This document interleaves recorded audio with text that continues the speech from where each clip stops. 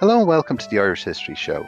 If you'd like to listen to this or any previous episodes of the show, you can go to our website, irishhistoryshow.ie, or follow us on Twitter at Irish History Pod, or on Facebook, facebook.com/The Irish History Show.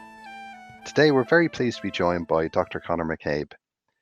Dr. McCabe is a researcher and an author, and we've had Conor on the show before. If you go back to on our website, you can find episode 10, where Conor talks about the history of the Southern Irish state, the economic history. It's a very interesting episode. I think it's one of the better ones that we've done. It's really worth a listen. And today we're going to be covering a lot of those same topics and maybe looking at the 2008 banking crash, the austerity that we faced afterwards, and maybe some of Conor's ideas about where the future lies for the Irish economy in the wake of the COVID-19 pandemic. Conor, you're very welcome to the show. Oh, thanks very much for having me back on. It's always a joy.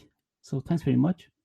Now, one of the things we looked at in our last episode with you was the financialization, I think might be the right word, of the Irish economy and how that led to perhaps the exposure of the Irish economy for the 2008 crash. But could you talk about the Celtic Tiger period and what perhaps Ireland's role was in a wider EU and perhaps international economy? Sure. I mean, I'll start off by maybe just kind of flagging that like my approach to history, I don't know whether it's different to others. I don't study history as a kind of linear, progressive event, one after the other. For me, history, it's more spatial than it is directional. That when we look back at history, we're looking at a very broad canvas, like a kind of landscape where there are different kind of events, different things kind of going on, which have as much of a role in the present as he did in their own present. For example, there recently, the Minister for Finance, Paschal Donohoe, said that at the outbreak of COVID-19, he said that Ireland was in a good position because of the last 10, 12 years, because of all of the austerity. Our finances were now in a good position and we had monies and just been able to borrow to tackle this kind of event, not realizing it was those years of austerity and decades of having a kind of two-tier kind of health system, which led the state to not have the type of investment in health to do anything but a massive shutdown in order to avoid overwhelming the HSE. He cannot say at one point there are decades of underinvestment in our health service has led us to shut down the entire country because our health system just cannot cope with even a moderate outbreak of COVID-19. He then sees that as a virtue because they somehow kind of save money. So when we look at kind of today, it's not a case of we're looking at events in the past and how they shaped us where they are. They are just as kind of relevant as they were back then as they are now. That's a long way around of saying that it's a vaguely kind of Marxist way of seeing history. So it's not about events, but it's about power relations. And that history gives us a canvas that is wide enough and deep enough to observe deep social forces in motion. It's kind of what I try to do in my books, and hopefully I can try and get that across kind of today. If we look at in the 1980s, where Ireland kind of moves from one form of foreign direct investment that was more kind of factory based into one that's more financial services based. This starts to shape how the state thinks about economics, how it thinks about finance, how it thinks about its own role in the world. And the real kind of element of that, the more kind of physical element of that, is the IFSC, which is set up in like 1987 under Charles Hartley-led kind of government, although signs of it had been put in place under the previous Fine Gael Labour administration. So what happens there is that Ireland starts to really kind of embark on this kind of loose kind of regulation, tax haven type kind of model as a form of investment. By the 92 to 93, we start having a so-called jobless recovery, where on paper, Ireland is doing kind of quite well, GDP is up. These figures are being distorted by the financial flows that are starting to really kind of have an impact on the national kind of accounts. So the phrase kind of Celtic Tiger, it's kind of around kind of this time, and it was kind in relation to the banks. And the banks were seen to be a good bet in Ireland because of the financial flows that were happening, but there wasn't really kind of any kind of job growth as such at that time. Job growth starts to take off in the mid to late 1990s, and it's mainly in construction and services.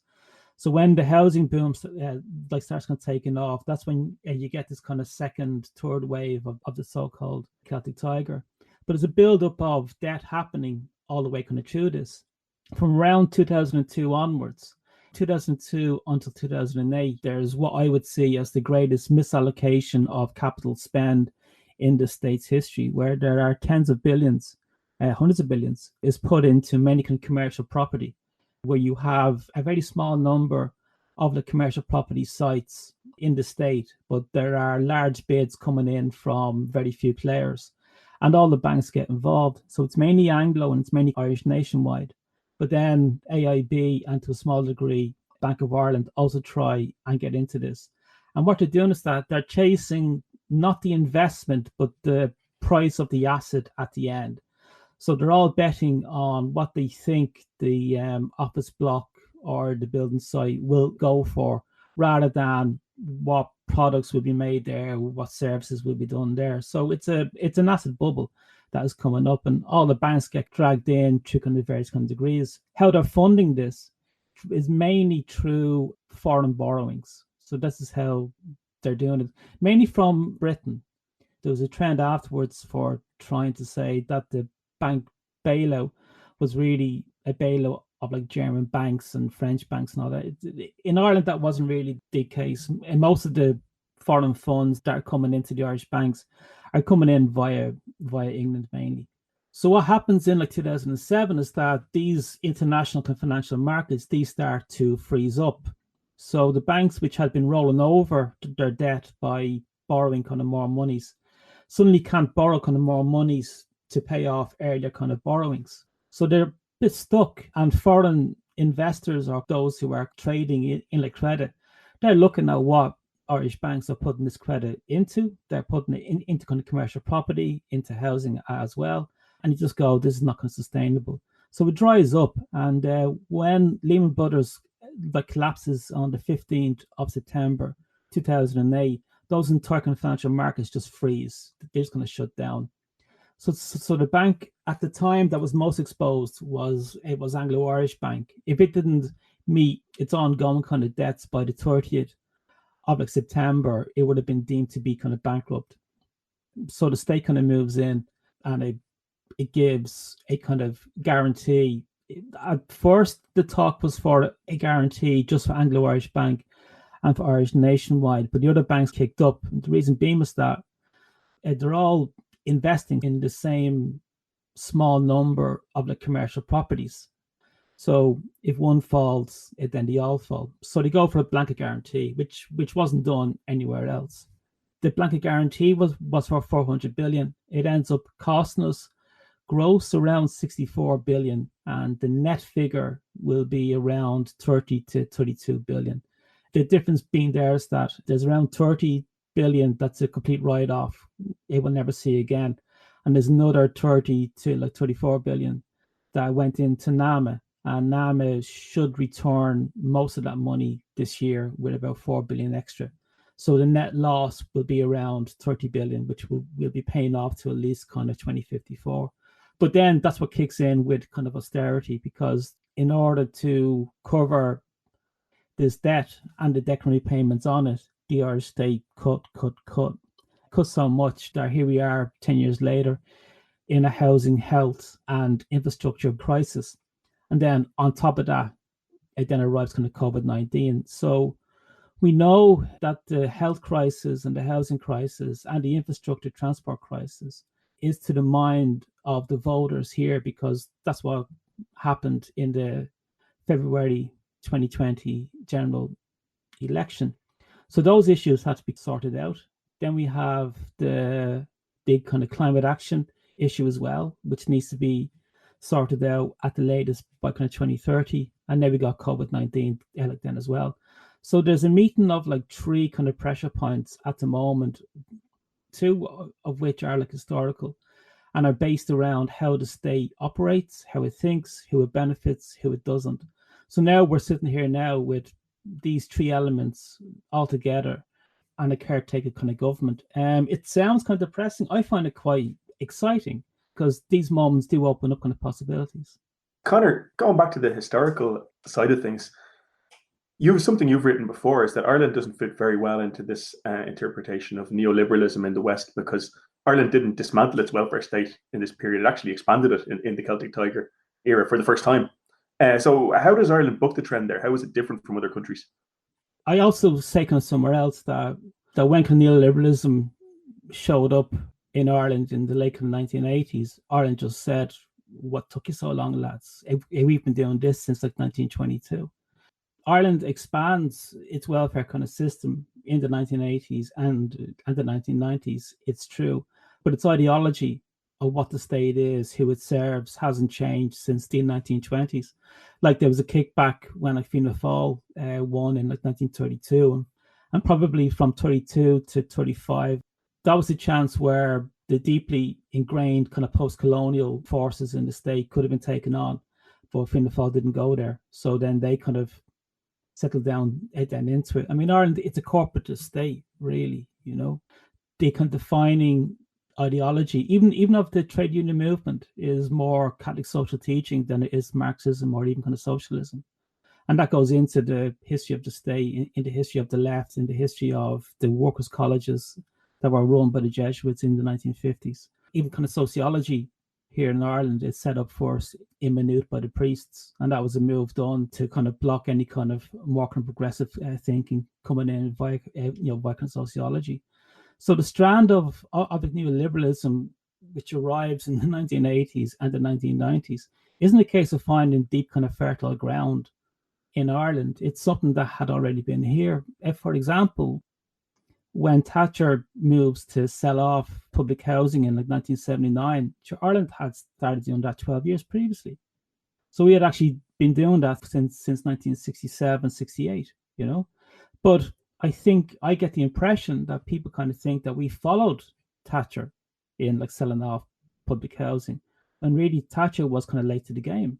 I mean, that's just kind of one example of where kind of Ireland is like, like sometimes I think that kind of post-colonial self-hatred, you know, or kind of self-loathing, which runs through kind of Irish people, doesn't allow us the freedom to actually embrace our kind of neoliberal history and actually say that we were actually trendsetters in terms of being kind of neoliberal way before kind of anyone else was. So that's where I get kind of problematic, is instead of looking at the actual dynamics of Irish capitalism, which I find fascinating. I've dedicated, I don't know, 20 years nearly, kind of, you know, it just to kind of researching it. I find absolutely fascinating, but it's different from British kind of capitalism and from American capitalism and from European ones. That's down to our kind of colonial history, how that formed into the institutions that are still alive today, like finance, the deal central bank, like the weight of the colonial history in Ireland is like still there. Like in 1922, Ireland breaks, like politically, well, the South does, breaks politically from the Westminster, but not economically. It's completely the same. There's no break really until the 1970s. So the interests in Ireland, the class interests in Ireland, are a bit truncated. They're a bit different from how we can analyze class interests in Britain, because the class interests here that really kind of dominate is that class that acts as an intermediary there between foreign capital and the resources of the Irish state, a class that I call a kind of comprador class.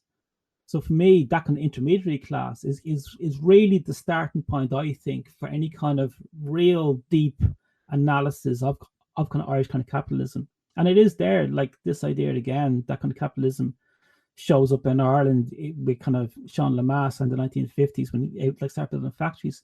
Such a reductive, narrow and very British view of what kind of capitalism is. It's industry and it's coronation street, and that's what it is. No real kind of taking on board or kind of analysis of the rural kind of working class in Ireland, the kind of landless labourers, how that all works out, small farmers, up to kind of 50 acres in the 1930s and like 40s. And these kind of dynamics are still playing out kind of today, because in the 1980s and the 1990s, that class, that kind of rancher, big farmer class, elements of it sees the writing on the wall in terms of that kind of element of it. And you move into finance. The perfect example of this is the former Taoiseach, John Bruton. Bruton was Taoiseach, wasn't he? Yeah, he was Taoiseach in the Rainbow government, I think, 94 to 97. That was it, yeah. Sure, like John Bruton is a big kind of meat farmer, a rancher. And now he's the spokesperson stroke ambassador for the IFSC. His own move from like cattle ranching into kind of high finance in many ways parallels the moves by that class all the way through. What they trade now is not cattle. What they trade now is the ability of a nation state to set its own tax laws and have them then kind of recognized internationally. And it's very, very profitable for them. But for me, that's what I find fascinating about Irish kind of capitalism. It's that kind of comprador intermediary capitalism, which is ideal for finance capitalism, because I mean it's just made for it. And that's what I find kind of fascinating about it. And you cannot analyze that class nor that kind of intermediary dynamic by looking at British capitalism, American kind of capitalism, British kind of neoliberalism, and then just seeing, well, can we then slap that on top of this landscape that is kind of Irish history?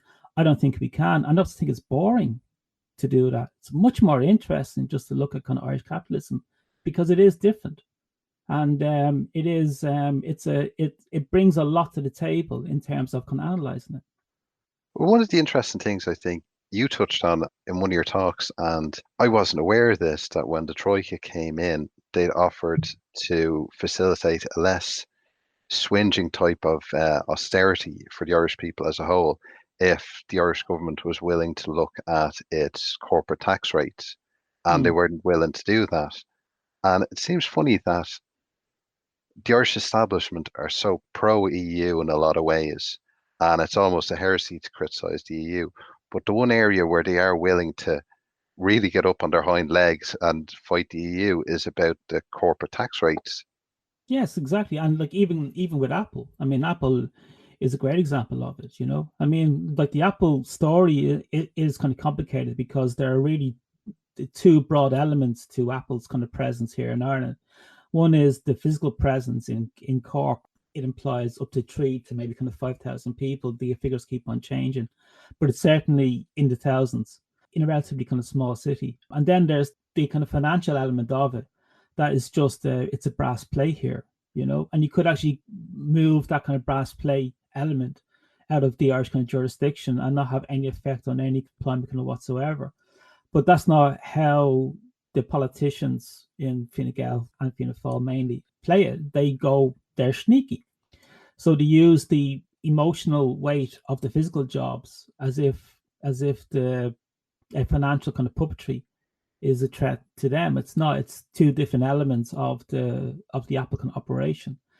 They won't breach it kind of whatsoever because it's a gold mine for those intermediary tax haven kind of businesses, which are mainly accountancy and law, and also in the those kind of civil servants who end up in the private sector thereafter. The whole revolving door that's there between finance and the NTMA, you know, and the Taoiseach's office and the private sector and NAMA as well, has been covered by some good journalists, but like very few, but it is there. But again, not to focus in on the people themselves. How I see this is really in terms of this class, this kind of comprador and middleman class that has its roots. I reckon now I really start seeing it starting to emerge with the rise of the Irish kind of middle class post famine. So with the rise of the Irish kind of middle class from about the 1850s onwards, 1870s and 1880s, they're really consolidating themselves. That's where I see them now today, and it's one big block. You cannot understand that class by looking at British capitalism. You cannot understand it because it doesn't have that class. We do. So this is where Irish history becomes hugely important for understanding politics today, because those dynamics, those power relations, they're real, and they're playing out even in terms of how COVID will play out, how it's playing out at the moment, and how it'll play out in the future. But just to go back to my earlier point a little bit, another way where Ireland is different from a lot of Western countries is inequality has actually shrunk in Ireland, which is the opposite of what's happening in most Western countries since the 80s, mostly, I believe, through transfers. So it's that's an anomaly as well, I think, no? Well, I mean, I would question that. I mean, I would question those figures. I mean, I know that that the head of the Fiscal Advisory Council, he's been pushing this, that, this is the real difference. Wealth is not measured in Ireland. We don't measure wealth at all. There's no measurement of wealth. There's a measurement of wage income. There's some element of maybe kind of shareholdings or kind of stocks and shares. But wealth is not measured here. So we do not know how much those who are wealthy are worth. So how can we compare? I mean, this is all based on transfers in terms of subsidies for kind of low wages, which is really what our social welfare system is turned into. There's nothing unique there. I mean, that's something that we certainly have in common with the way that the British the social welfare system is being used, and even how what's left of the US one. The social welfare system isn't there primarily as a safety net, but really as a subsidy for a low wage economy. That's why our pre-tax transfers or pre kind of welfare transfers, Ireland is a deeply unequal kind of society. But after those transfers, that gap kind of shortens. Two things there is that wages are so low, and that's why it drops after kind of social transfers. And secondly, we don't know how much wealth there is in the state anyway. So how can we compare? No, I really don't buy those arguments about how there's less kind of inequality now and Ireland's gotten better in the last kind of 15, kind of 20 years, because we're not actually looking at the wealth in the state because it's simply not measured. Well, I was just curious in terms of the Celtic Tiger, and we were talking back there about the 1980s. I think most people who, even when they were children in the early 80s and the mid 80s, were aware of the recession and were aware of the effects that the cutbacks were having and stuff like that. Were those cutbacks ever really addressed during the Celtic Tiger? Were they, in terms of the cuts to education and health and hospital beds, were they rectified during the period of the Celtic Tiger? Well, I mean, what kind of jumps out there for me is that, what's your benchmark? Is your benchmark an increase in spending, or is your benchmark an increase in those who have kind of access to these kind of services, and actually these services feeding into a more holistic, a more kind of thriving kind of livelihood? There was certainly an increase in spend in these areas, and certainly in kind of education, there was education is certainly one where there has been an increase until the mid 2000s. There was a large increase in kind of working class people going to third level, and then going on and doing kind of more then afterwards. But the composition of jobs in Ireland didn't really change kind of that much, and the wage levels relative to each other rather than to a benchmark in the past didn't really change either. I suppose kind of what I'm saying is that obviously there's more money in the state now than there was in the 1980s, but I don't live with 1980s costs. I live with 2020 costs. So in terms of rents, in terms of childcare, in terms of transport, in terms of housing, in terms of health cover, in all these areas, it's hard to see how an argument can be made that Ireland is a more equal kind of society now than it was 20, 30 years ago, and it wasn't equal even then. Well, another big difference from that time is a lot of the working class now is composed of people who come from other countries. And what effect do you think that's had on Ireland and its economy? I'd see it as being fairly neutral, to be quite honest, because I just see it as an increase in kind of population. Like when more people enter into an economy, the economy doesn't shrink, it grows. That's what happens with it. It's not a case of more people equals less a share of an already static, of some kind of static cake. If that was the case, then London would be a much poorer city than Dublin because it's a much bigger city. I'd see it as it's an increase in kind of population, which any state can easily kind of absorb and take. There's more people in it. There's more people working. There's more kind of demand for services, which means more jobs.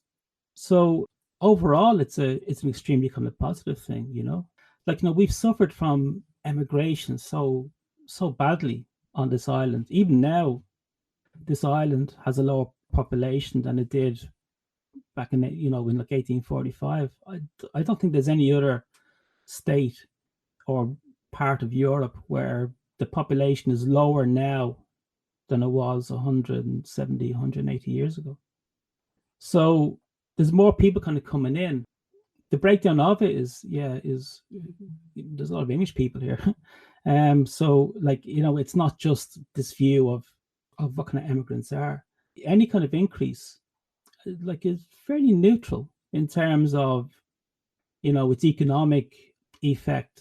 And more people means more activity, and it means kind of more growth. And I think that's been shown in Ireland.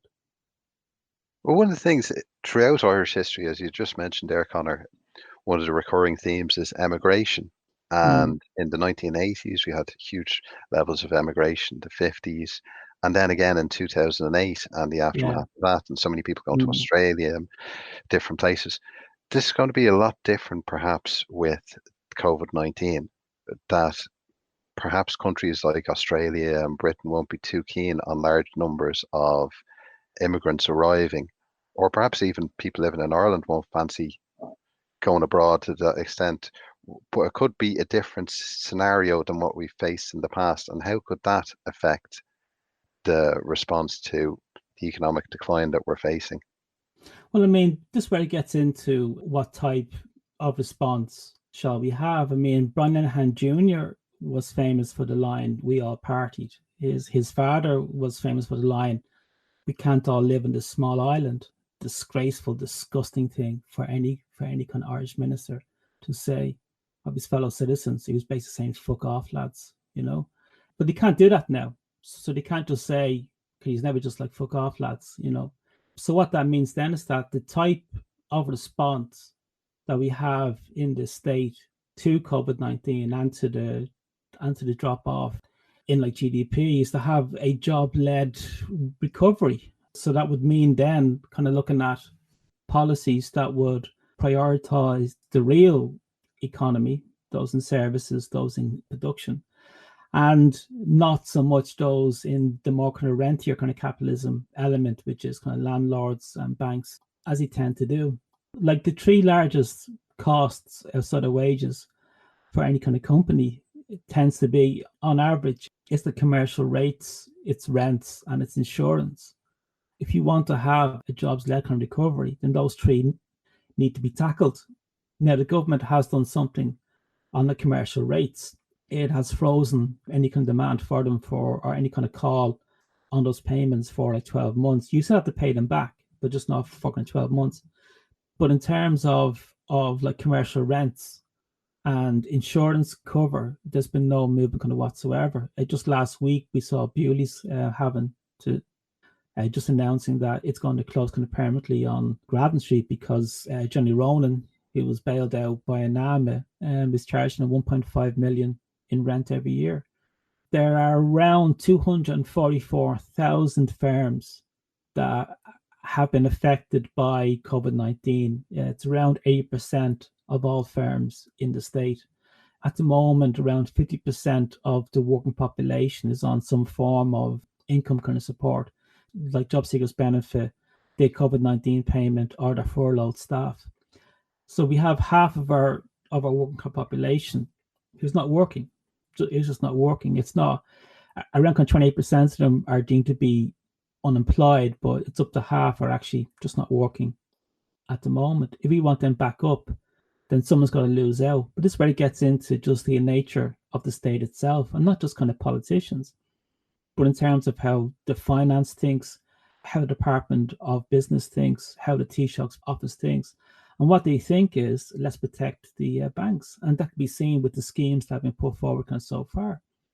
Like, the government, apart from the wage kind of subsidies, the government has focused in on business supports being loans, basically. So wants these 244,000 firms to borrow money in order to pay off their landlords and their insurance cover and our kind of loans that are there for banks as well.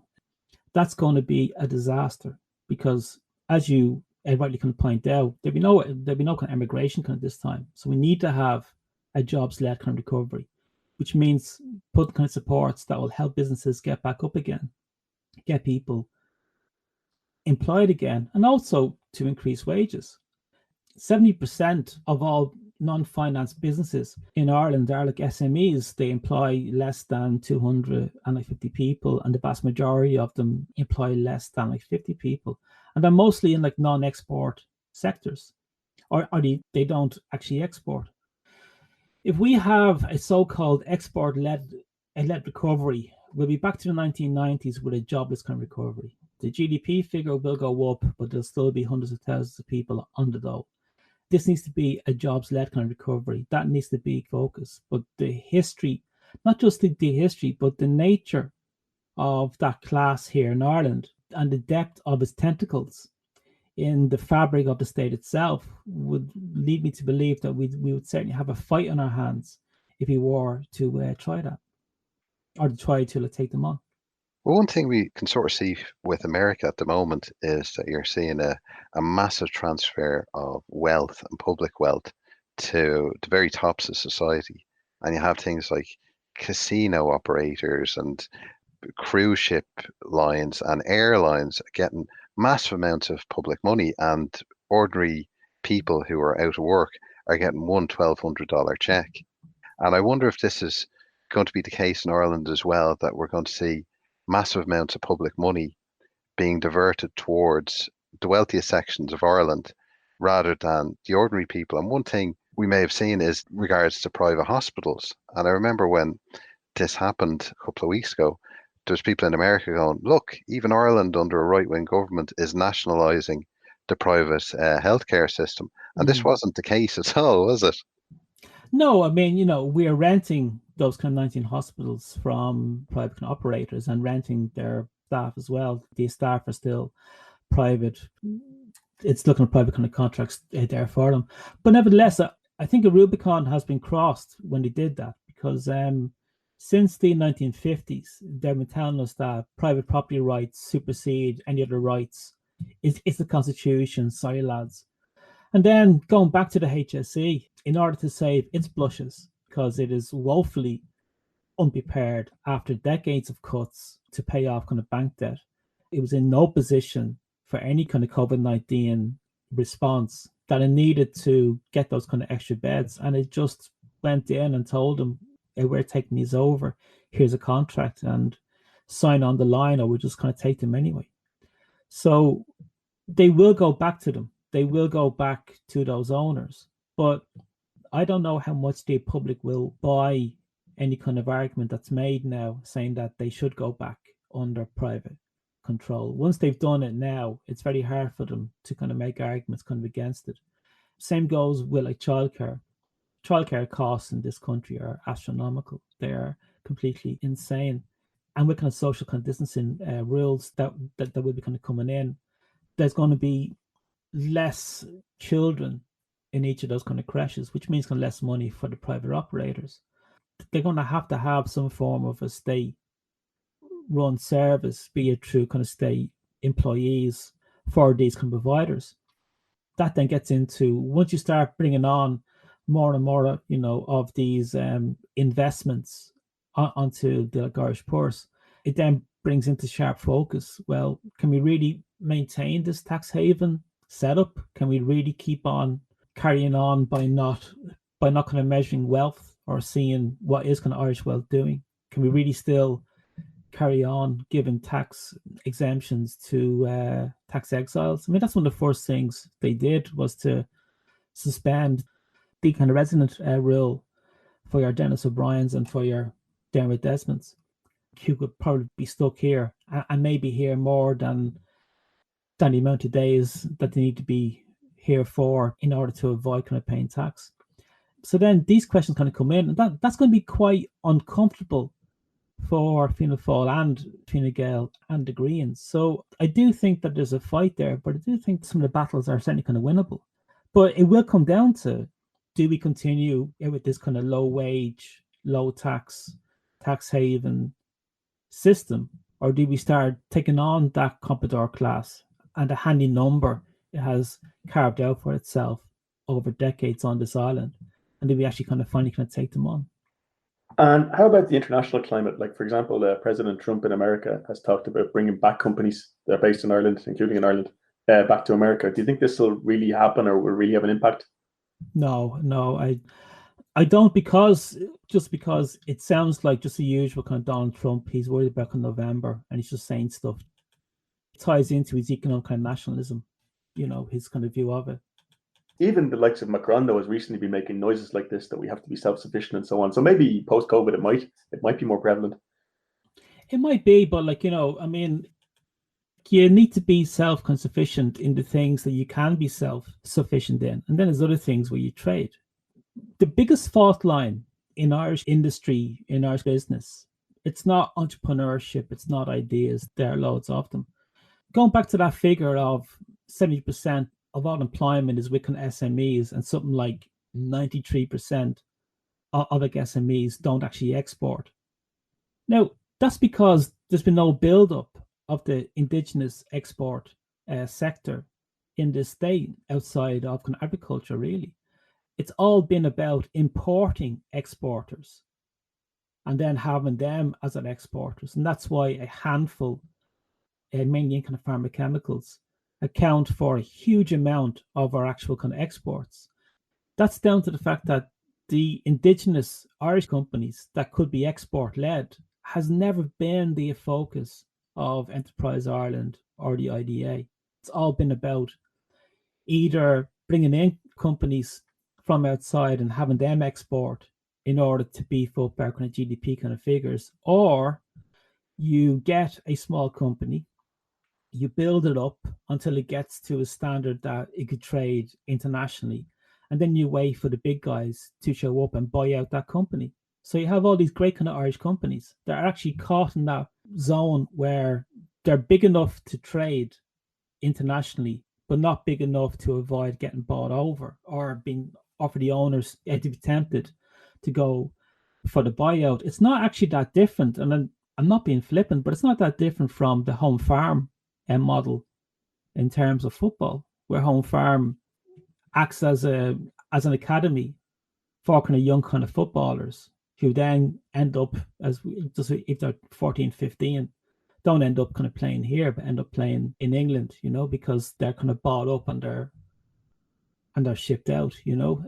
Irish companies, indigenous companies, there's the same thinking. So that's why we have a very weak indigenous export sector. There's no other reason for it, and there's no other excuse for it, but just that has not been the focus of that comprador class, who are much more interested in getting in foreign companies and having those contracts. Yeah, I mean, it's interesting you bring up the football analogy, and I don't know how widely you can use it, but one thing that strikes me as a League of Ireland fan actually is that it's not really viable anymore, though. The Irish players don't get the breaks in England because they're exposed to competition from the whole world, in terms of players. Right. I'm not sure how far you can push that analogy, but it's an interesting one because that's something that's increasingly not viable for people to do anymore. Well, yes, sure enough, and it is an analogy only. It's only just there just to give some kind of view of it. But it is certainly the case where our startups, again, it's a scandal because there's millions, tens of millions of public funds via our third level institutions or sector that goes into startup. Those startups, if they become viable international operations, or if they seem to be, are then bought out, and the owners think it's great. Another analogy, and I suppose one that speaks more to the business side of it, but it's a bit like when we used to export live cattle. So we'd raise cattle until they were like 2 years of age, and then to ship them over to England where they were slaughtered and then turned into real money. All the real money is been made in like Britain, is been made here by just raising them. But we just kept on raising them, just kept on raising kind of these cattle, not actually thinking of actually building kind of slaughterhouses here until the 1970s, 60s and like 70s. So we have this view now, and it's a kind of a common sense here that we can't export, and we have to bring in kind of foreign companies to export for us. It's going, no, this was a conscious kind of decision done since the 1960s, not to really put any kind of money into indigenous companies, but just keep on bringing in foreign companies because it was just seen as like easy money for that class. That's a structural problem, not just in terms of investment, but in terms of mentalities. It's a huge block in terms of how IDA, Enterprise Ireland, Department of Business thinks. They really do genuinely think that Apple is like our exports. And they call it, like you have kind of ministers saying our exports. They're talking about pharmaceuticals, like American and the Canadian owned pharmaceuticals, as if they're our exports. They're not. You mentioned agriculture there. How does agriculture fit into the modern economy, modern Irish economy in that case? Well, I mean, it's one of our, like, in terms of jobs, it's one of our largest. It's still a very important, like, sector.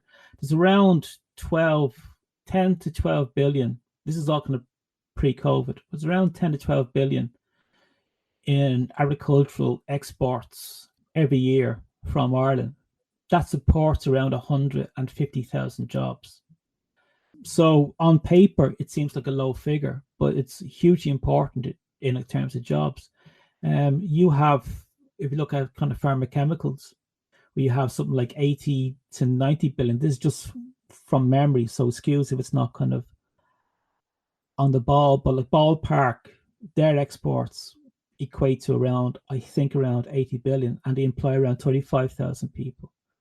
So if we want to tackle kind of these things, it also means kind of they're realizing that agriculture has a role and plays a role in like Irish society in terms of having jobs where there's nothing else in those counties or like in those areas. In terms of like climate action, there's no doubt that the cattle herd needs to be kind of tackled. But this is where it gets into the class kind of dynamics in farming itself. But where's the family farm at the moment that is being kind of squeezed as there's more and more investment turned into the factory farms that are being kind of set up here, especially in terms of milk and beef.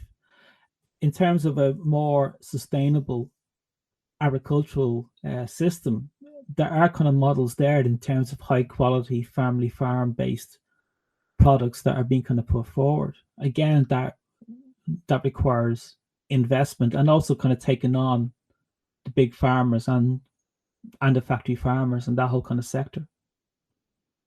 Well, Conor, one of the phrases that I think we all associate with 2008 and the austerity years is there is no alternative. And this was repeated ad nauseum, particularly with the state broadcaster and the newspapers. Do you think in the wake of COVID-19 and what lies ahead of us possibly, that there's more space, and particularly with the internet and things, to raise those type of questions that you're talking about? And particularly, you rarely hear the type of argument that you're making about the actual structure of the economy and things to do with exports and what businesses are supported by government. They're rarely heard on the national airwaves. Do you think there will be a very ready audience waiting to hear these type of arguments in the future? Well, I mean, just on that, like my arguments probably aren't heard because they might be just like batshit crazy. so just to kind of put that out there, I don't think they are. But you know, who knows? But if they're not, yeah, I think that there is kind of more of an appetite there. One of the things that is really kind of giving me hope is that the generation that's out there now is absolutely amazing. They take no crap on it whatsoever. If you look at the under 25s, under 30s in Ireland today, they've brought us equal marriage, they've brought us kind of abortion, and they smashed the like two-party system. And they're not even 30 yet. So like it's an incredible generation. My generation messed up and we did fuck all, apart from just like write books and moan all the time. There's definitely a sea change out there. And whether or not my arguments are being heard, I don't think really matters to them or to anyone else. They've got their own ideas and they'll listen to themselves. Thank you very much. And it's wonderful. It's absolutely wonderful. So I think kind of what gives me hope is that there's a whole generation out there now that has shown that it's up for the fight. It's up for it. So I think that'll be interesting. And I think that more ideas will be kind of put out there purely because they've shown that they're not going to accept the old ideas and the old ways anymore. And not going to accept it, but they're going to do something about it. So I'm going to enjoy seeing what they do in the next kind of 4 or 5 years, because based on what they've done over the last 4 or 5 years or the last kind of 10 years, holy Jesus, I cannot see a situation in future after all this has died down where we're willing to accept €2,000 a month to rent somebody's chalet shed in their back garden. It's only been like 3 years, 3 years. It seems longer, but it's only been kind of 3 years since 4 years actually. Sorry, since the last major right to water kind of rallies of 100,000 people. Now, I'm certainly not putting forward right to water as some kind of template or something that can be just like kicked into play again. But what it does show is that when Irish people and when this kind of generation feel that they're not getting their like fair deal or feel that they're being done by, they will go to the streets, they will march and they will protest and they'll win. And they've done all these things. The thing that scared the establishment more about kind of a right to water, and the reason why I think they didn't just compromise earlier, was that they knew that if they showed Irish people that protest works, the genie is out of the bottle. And that's what really scared them. And despite their best efforts, including Alan Kelly, who's now, like, it's incredible, he's leader of the Labour Party, Mr. Irish Water himself, the Irish people were shown that not only does protest work, but they can win. So that's like you can't buy that. Once people get a taste of wins, it's hard then for them to accept kind of defeat. Once they get used to saying that, we were told that no abortion legislation would ever pass in Ireland. It's there now, or that equal marriage would never pass in a referendum and a sail through, or that Fianna Fáil and Fine Gael would never be forced into merging, which is what's happening as we're speaking. So these are definitely different times. There's a generation out there that has its own ideas and its own kind of motivations, and will not listen to anyone else. Thank you very much. So yeah, I mean, that definitely kind of gives me hope. I'll do what I can to kind of feed into that by making kind of arguments around how I think power works in this country, where it's strong, where it's weak, in terms of strategies and tactics kind of going forward, using history as a weapon, as a tool, which is what history should be used for.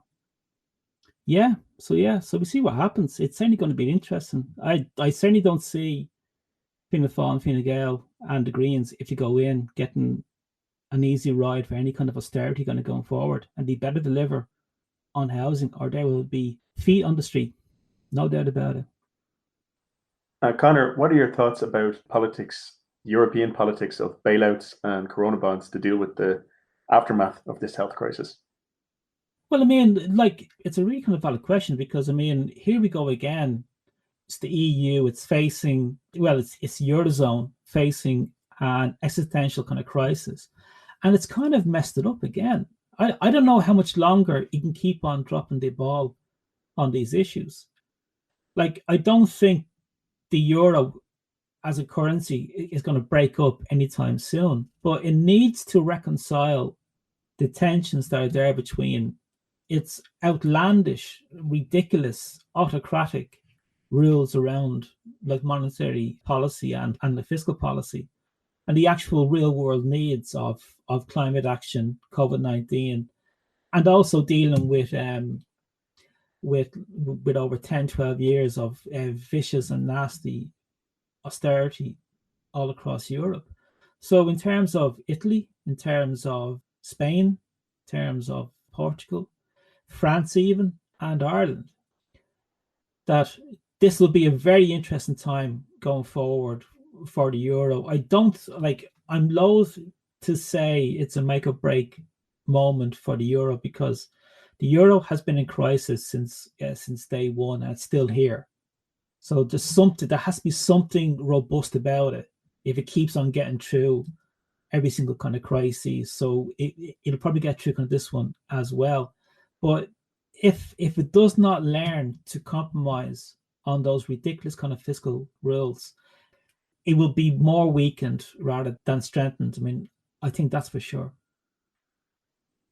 That was really interesting. Thank you very much, Conor. That was Dr. Conor McCabe, and I think we forgot to mention Conor's latest book, Money, from Cork University Press, is available online, and his other book that was probably the main aspect of our talk the last time, Since the Father, really, really a fantastic book, well worth reading if anyone ever gets a chance. And the episode that we did with Conor before was episode 10 of the Irish History Show, and that's available on our website, irishhistoryshow.ie.